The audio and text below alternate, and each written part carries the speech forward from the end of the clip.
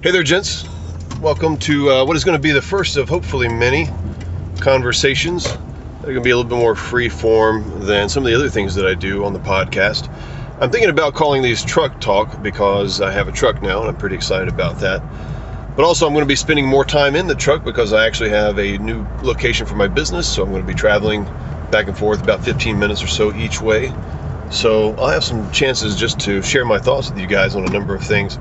And today I wanted to talk about something called, something related to the entrepreneurial world for business owners. And it's this idea of how to fire yourself. I'll tell you guys what, the last 3 weeks or so have been both awesome and also really a struggle because my back has just been ridiculously jacked up. So I put this BHAG out there on our Facebook group. BHAG is a big, hairy, audacious goal that I said I was going to try and squat 300 pounds by the end of the year. And right now I'm barely squatting maybe 175 or so. I don't know if that would be my max. But I was actually kind of working back up to that. And I don't know what happened. My whole lower back just got totally messed up and really locked up real bad. And it was like that for about 2 weeks. I started to stretch out my hammies, got a little bit of work done on it, and I'm feeling pretty good. And then my upper back goes out. Now, I'm trying to avoid this whole idea of turning 40 and, getting old. My kids are teasing me about this thing, like, oh, you're old, man, Dad, you're getting old, that's why you're hurting. I've never really been in that mindset. But this week I started to feel it a little bit. And so my back's just been ridiculously messed up, and it's made it really, really hard to do some of the stuff that I have to do for Rustic in Maine. So for you guys who don't know, I have a business called Rustic in Maine where I create, myself and a team, which is what I'm getting to. We create these awesome wedding rings out of historic woods and other unique materials. And standing on my back, standing up for a long period of time was just really a challenge. And I was so thankful for these last 3 weeks to have a team that I could count on to get the work done. And I'll tell you guys what, in the last probably 5 years or so, this has become more and more apparent to me just how important it is for you not to be the lone wolf, the sole guy who gets all the things done. And not only for reasons like this, but also just so you can actually grow your business. And I want to talk to you guys about the most important thing that I think that you can really be focused on, especially if you're a small business and you're just starting out and you're thinking, well, how do I make this jump from doing this thing as a side project to something maybe more serious? But wherever you are, maybe you've been doing this for whatever it is a long time and you're starting to feel burned out. You've got to get to the point where you can fire yourself from the job that you created. That really should be the goal. You want to systematize the things that are done. You want to make them very modular so that you can plug people in, so that you can remove components, replace them with other components. And that needs to be your mindset. And the whole goal there is to say, what if I were to not show up to work for 3 weeks because my back's out? Or what if I don't ever want to do this particular aspect of this job again? How can I get somebody else to do that? As entrepreneurs, we often get into this mindset of we've got to do everything, because when we're starting out, a lot of times we do. We don't usually have capital to invest. We don't have anything really except for some grit, some gumption, a desire to learn, a desire just to make something happen and to do whatever it takes to make something happen. So we have a lot of passion that fuels our learning of how to get stuff done. And so we just learn how to do almost everything there is necessary to make the business function. And we just stay in that mode by default because we're good at it. We can typically get things done faster than other people. And a lot of times the things that we do, we feel like are so specialized that it would be almost impossible to hire anybody to do that role. And I'm going to tell you guys right now, when I was making rings, I had these same thoughts. I thought, how am I going to do this all day long? What happens if I get sick, or if I throw my back out, or if I cut my hand off or something like that? The whole thing goes under.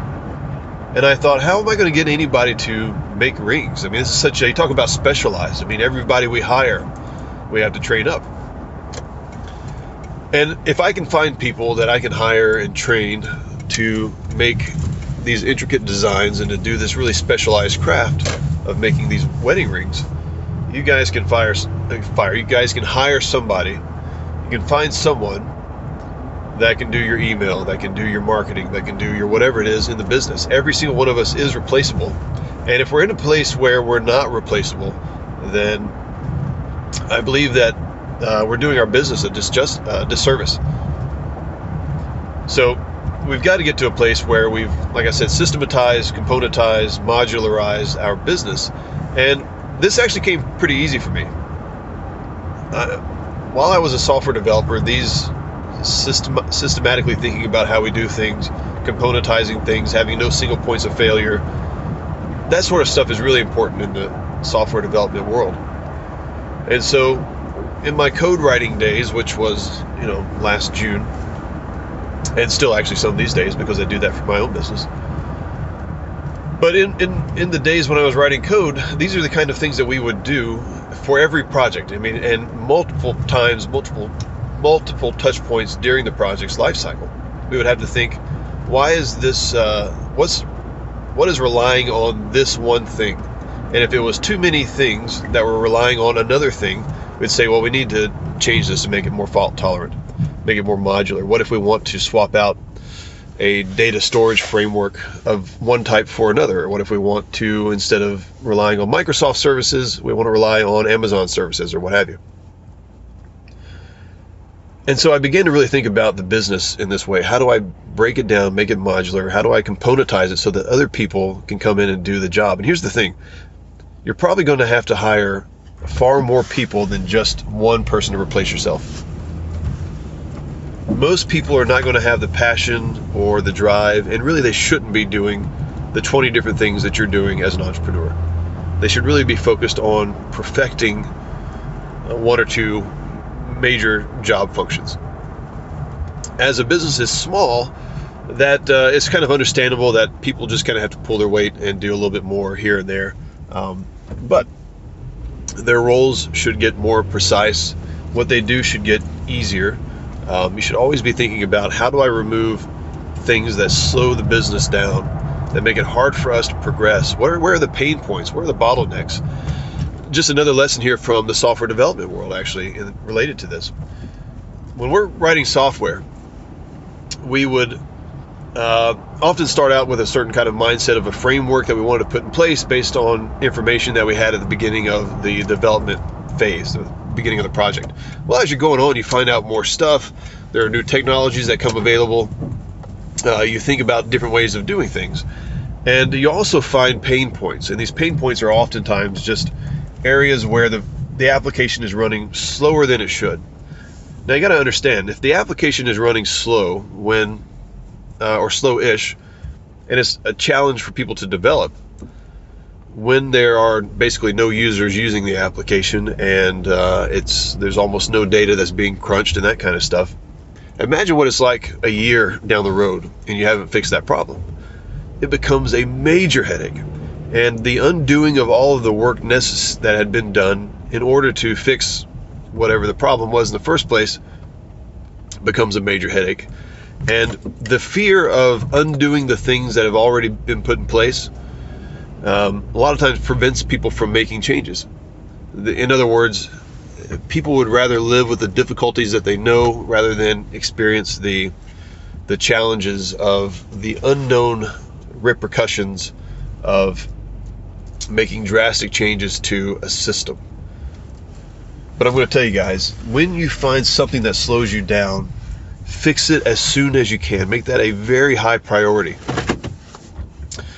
Because you got to think, man hours are going to be lost. Big time man hours are going to be lost. People are going to get used to losing time. That's, we kind of get used to working with bad systems. And so people may not even complain about it, but you're going to lose man hours and you're going to constantly just have this nagging thing. If you don't take care of it as well, more than likely it's going to roll over into other problems. So make sure you take out any bottlenecks, take out anything that slows you down. And this idea of being able to replace yourself puts you in the mindset of thinking, how can I best make what I do into a systemized role that I can plug somebody else into?